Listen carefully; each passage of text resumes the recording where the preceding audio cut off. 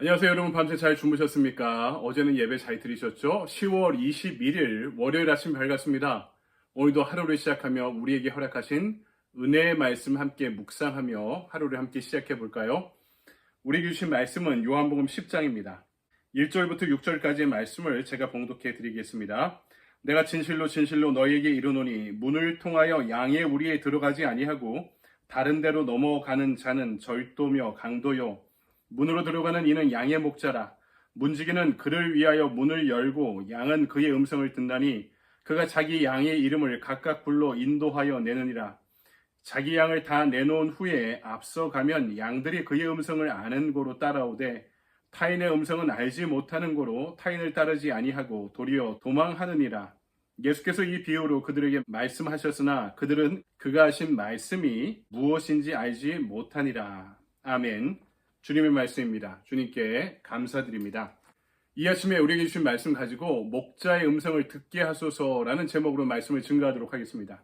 한국에서 목회할 때 언젠가 오밤중까지 교회 일을 마치고 집에 들어가게 된 적이 있었습니다. 늦은 밤에 가족들도 다 자고 있는데 대문을 땅 하고 열고 들어가는 순간 무엇인가 막 튀어나오는 거죠. 저희 집에서 기르던 웰시 코기종에 강아지가 있었는데 주인을 보고 너무너무 좋아서 이렇게 껑충껑충 뛰어오는 겁니다. 그 모습을 보고 마음이 되게 감동이 되었던 적이 있습니다. 아, 누군가 나를 반겨주는구나, 나를 사랑해주는구나 하는 것을 애완동물을 통해서도, 이 사랑스러운 강아지를 통해서도 느낄 수 있었던 것이죠. 사람은 계산을 하지만 동물들은 계산을 하지 않고 있는 그대로의 마음으로 표현을 하죠. 좋아하면 좋아한다 표현하고 신뢰하면 신뢰한다 표현하니까 그 마음이 그렇게 고맙고 또 아름답고 감사하게 느껴졌던 것입니다. 여러분, 동물의 진심도 사람을 따뜻하게 만들어주는데요. 오늘 말씀을 보니까 하나님과 우리 인간들의 관계를 목자와 양의 관계로 이렇게 비유하고 있습니다.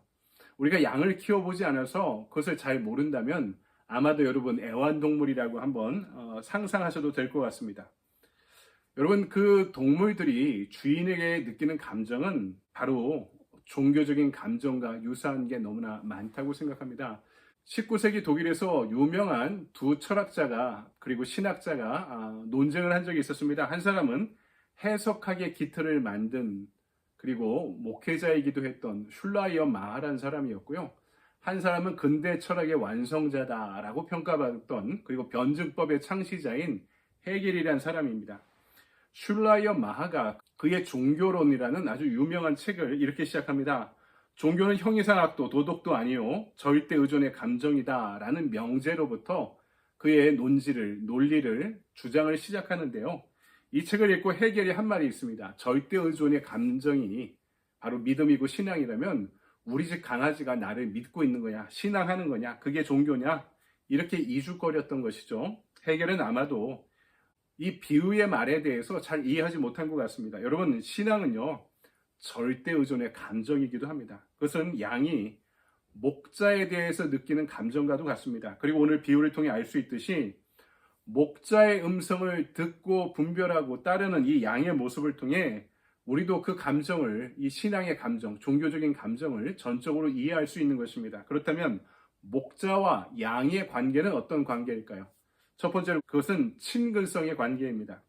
친근하다, 가까이 있다라는 뜻이죠. 목자와 양은요 가장 친근한 관계입니다. 목자가 처음에 돈이 없어 돈을 벌기 위해 이 일을 시작했어도요, 이 동물, 특별히 양을 돌보면서 어찌 인격적인 관계가 그 가운데 형성되지 않겠습니까? 양의 습성을 이해하게 되고 그들을 사랑으로 돌봐주게 되죠. 한마디로 목자는 양을 이끄는 지도자이며 동시에 가족과도 같은 관계로 발전하게 되는 것입니다. 예수님을 따르는 많은 무리들이 있었겠죠. 그 중에 가장 가까운 무리들은 누구겠습니까? 수많은 사람들 중에 120문도가 있었고, 그 중에 또 70문도가 있고, 그 가운데 또 12명의 제자들이 있었습니다. 그리고 제자들 중에서도 베드로와 야고보와 요한은 예수님이 어디를 가더라도 데리고 다니던 그렇게 친근한, 지근거리에 가까이서 보호자하던 사람들이었습니다. 그리고 나중에 예수님과의 친근한 관계의 비중에 따라, 예수님과 얼마나 가까우냐에 따라 이 공동체의 영향력이 이들이 다른 제자들과 비교해서 남달랐다는 것을 알 수 있습니다. 왜냐하면 그만큼 예수님께 더 가까이 더 큰 영향을 받았기 때문입니다. 여러분, 목자와 양의 입장에서도 마찬가지죠.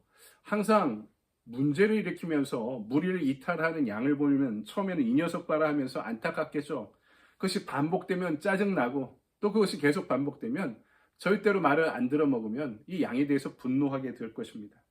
반면에 항상 곁에서 말을 잘 듣고 잘 따르는 양과 같으면 그 목자의 입장에서 자식처럼 느껴지지 않겠습니까?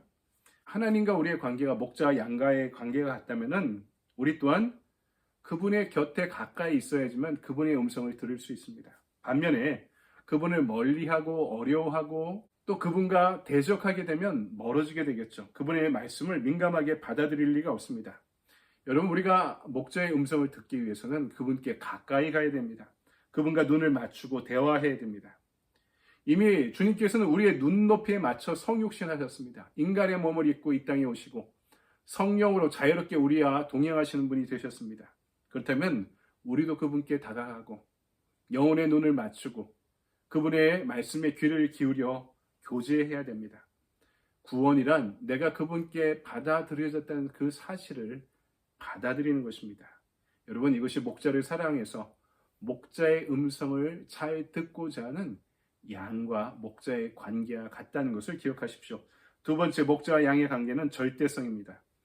양은요, 목자의 음성을 듣고 목자를 따르지 않으면 생명을 보존할 수 없습니다. 유지하지 못합니다. 그러니까 목자를 의지하는 것은 생존의 문제와 직결되어 있는 절대적인 문제입니다. 그래서 양은 목자를 절대적으로 따라야죠. 왜냐하면 양은 너무 연약하고 양을 둘러싼 환경은 너무 거칠고 악하기 때문입니다. 양이 목자의 음성을 듣지 않고 길이 어긋나거나 떠나버린다면 길을 잃어서 굶어 죽던가 추위에 떨던가 갈증을 못 이겨 죽던가 아니면 사나운 짐승들의 먹이가 될 수밖에 없습니다. 그래서 양은 목자의 음성을 듣고 따르는 것이 그의 생존을 위해 절대적으로 필요한 것임을 알고 있습니다.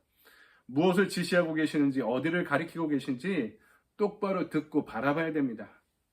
목자에 대한 절대적인 신뢰가 없으면 목자의 음성이 귀에 들러오지 않을 것입니다.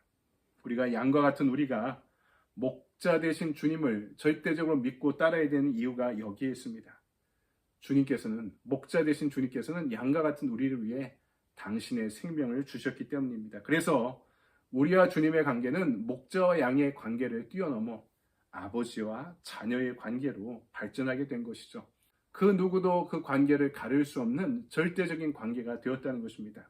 그래서 바울은 로마서 8장 35절과 37절에서 이렇게 고백합니다. 누가 우리를 그리스도의 사랑에서 끊으리요 환난이나 곤고나 박해나 기근이나 적신이나 위험이나 칼이랴. 기록된 바 우리가 종일 주를 위하여 죽임을 당하게 되며 도살당할 양같이 여김을 받았나이다 함과 같으니라. 그러나 이 모든 일에 우리를 사랑하시는 이로 말미암아 우리가 넉넉히 이기느니라. 누구도 그 사랑을 끊을 수 없다. 하지만 우리에게 환난과 공고와 박해가 다가와도 우리는 우리를 사랑하는 주님으로 말미암아 넉넉히 이기게 됨을 믿습니다. 세 번째, 양과 목자의 관계는 순종의 관계입니다. 순종성. 목자 되신 하나님께 복종하고 순종하는 것은 우리가 자존심을 꺾고 어쩔 수 없이 고개를 숙이는 그런 차원의 것이 아닙니다.